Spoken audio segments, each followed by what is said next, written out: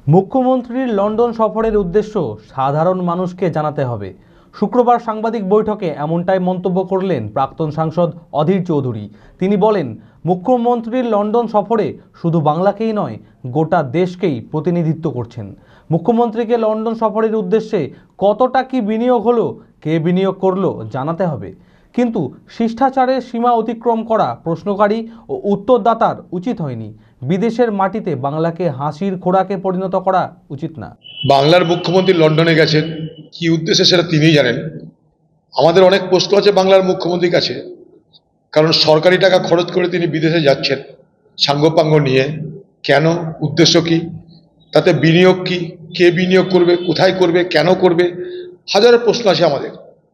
বাংলার মুখ্যমন্ত্রীকে ফিরে এসে বিধানসভায় বা মানুষের কাছে যেন পাবলিক স্টেটমেন্ট দিতে হয়, তার জন্য আমরা বলবো।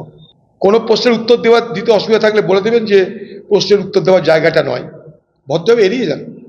কিন্তু সেটা নিয়ে ঝগড়া করা, আমি দুজনকেই বলছি, উত্তর যিনি দিচ্ছেন, প্রশ্ন যিনি করছেন, উভয়েই তারা এই বাংলার জন্যই বলছেন।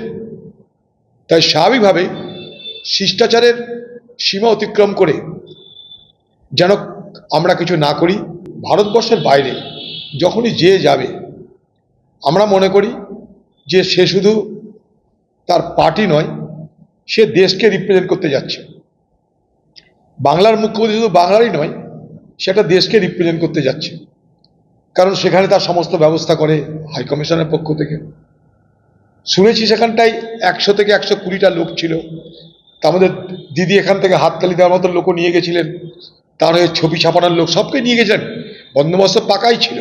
কিন্তু তবুও বলবো যে বিদেশের মাটিতে যে প্রশ্নের উত্তর দিচ্ছে এবং যে প্রশ্ন করছে, উভয়ের কতগুলো শালীনতা মেনে চলা এই কারণে উচিত, না হলে বাংলা ক্রমশ লাফিং স্টক হয়ে যাচ্ছে, অর্থাৎ হাসির খোরাকে রূপান্তরিত হচ্ছে বিদেশের মাটিতে বাংলার ভাব।